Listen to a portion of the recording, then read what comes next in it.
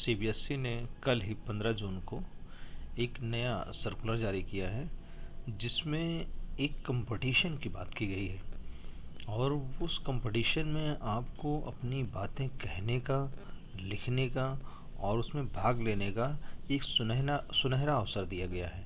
देखिए सब्जेक्ट लिखा है इसमें कि CBSE expression series on thinking innovatively in unprecedented times like कोविड-19।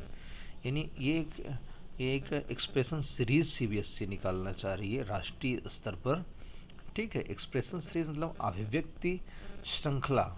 ठीक, कि इस समय कोविड-19 की वजह से जो ऐसी अभूतपूर्व परिस्थितियां उत्पन्न हुई हैं उसमें कौन सी नई नई खोजें हुई हैं, कौन से नए नए तरीके हुए हैं, किस ढंग से आपने इस समय को व्यतीत किया है, इन्हीं विषयों पर ये एक लेख मंगाया गया है और पेंटिंग मंगाई गई है। देखिए मैं आपको बता देता हूँ इसमें से कि क्या क्या चीज़ें हैं। देखिए यहाँ देखिए पॉइंट नंबर 2 में लिखा है कि the details of the conduct of expression series are as follows. ठीक, इसमें कैटेगरी कौन कौन सी हैं, कौन कौन से बच्चे इसमें भाग ले सकते हैं। क्लास कैटेगरी प्राइमरी 3 to 5, इनको एक पैराग्राफ लिखना है सिर्फ केवल 150 शब्दों में। ठीक है, टॉपिक्स ये है कि लॉकडाउन का मतलब क्या होता है, बस फॉर मी। ठीक, यानी आप क्या समझते हैं लॉकडाउन से मतलब। दूसरा या तो the best thing I learn during lockdown, यानी लॉकडाउन के दौरान आपने क्या सीखा है। ठीक है, और दूसरा देखिए है मिडिल क्लास का ग्रुप है जो क्लास 6 to 8 है, जिसमें एशे लिख सकते हैं आप, इसको 400 वर्ड्स में लिखना है। पेंटिंग भी लिख सकते हैं और पोएम भी लिख सकते हैं। टॉपिक इसमें दिया है the hardest challenge brought out the best in me, यानी इस दौरान मेरे अंदर कौन सी चुनौतियों को, इस जो कठिनाई थी सामने, उसको मैंने कैसे स्वीकार किया या कैसे सामना किया। ठीक है, या और I did not miss the school in the last 2 months because, या I did not miss the school in the last 2 months because. ठीक है, ये समझ में थोड़ा सा आपको कन्फ्यूज़न कर रहा होगा, लेकिन इसका मतलब यही है कि आपने कैसे इस समय का सदुपयोग अपने अध्ययन में किया कि आपको ये कभी नहीं लगा कि आपकी जो पढ़ाई है वो नहीं हुई है। ठीक है, अब इसके बाद सेकेंडरी सेक्शन में देखिए क्लास 9 to 10 है, जिसमें ए से 700 वर्ड्स में लिखने हैं, यानी निबंध। ठीक है, और पेंटिंग और पोएम भी इसमें भाग ले सकते हैं।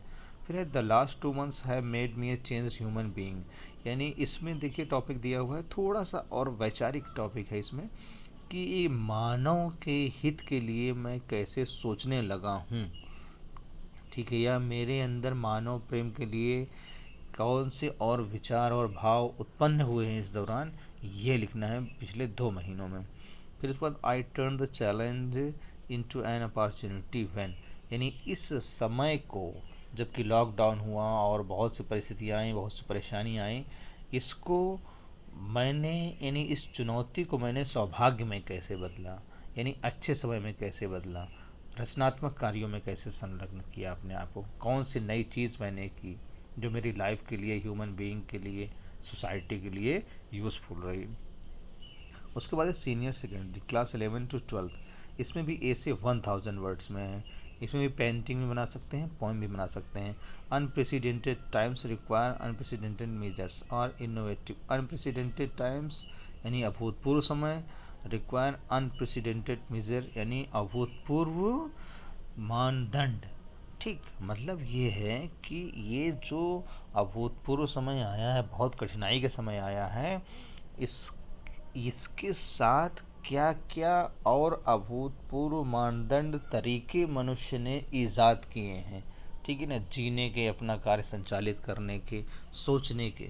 इसी तरह से innovative solutions for making education accessible for all, और ऐसे समय में कौन कौन से नई खोजें, यानी इनोवेटिव सॉल्यूशन मतलब कौन से सॉल्यूशंस खोजे गए हैं ऑनलाइन एजुकेशन के लिए। और प्यारे बच्चों, मैं आपको ये बता दूं कि ये जो है इसका एक फॉर्मेट दिया गया है ना। तो फॉर्मेट अभी बता रहे हैं आपको, लेकिन यहाँ लैंग्वेज आप ये जो पैराग्राफ, एसे और पोएम है, ये हिंदी और इंग्लिश दोनों में शामिल कर सकते हैं। इसके साथ साथ जो 22 शेड्यूल्ड लैंग्वेज हैं जो संविधान में उल्लिखित हैं, उसमें वर्ड के पूरे जो अपनी कंट्री है, कंट्री में कंट्री की जो अदर स्टेट्स की जो लैंग्वेज पंजीकृत हैं, जो रजिस्टर्ड हैं, है ना, उसमें कॉन्स्टिट्यूशन में, उसमें भी कर सकते हैं। जैसे गुजराती है, पंजाबी है, सिंधी है, उर्दू है, इस तरह से। ठीक।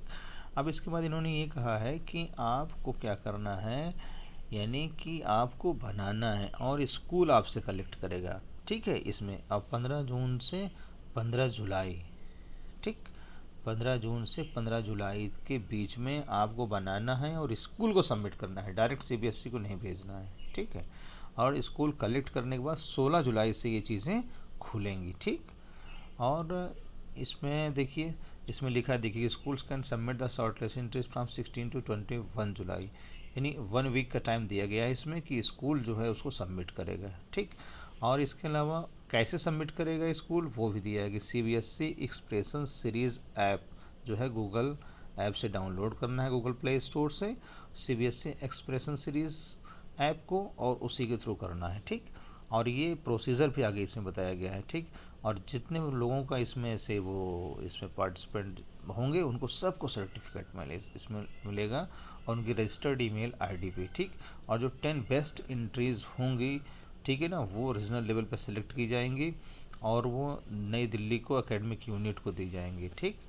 और इसके बाद जो 3 और सिलेक्ट की जाएंगी आपकी जो एंट्रीज पूरे ऑल ओवर उसमें इंडिया में, वो सीबीएसई की वेबसाइट पे पब्लिश होगी। ठीक। अब आप देखिए यहाँ पे करना कैसे है। आपको अनेक्जर 1 दिया है यहाँ कि you need to write all this details on the each sheet you use for submitting the entry.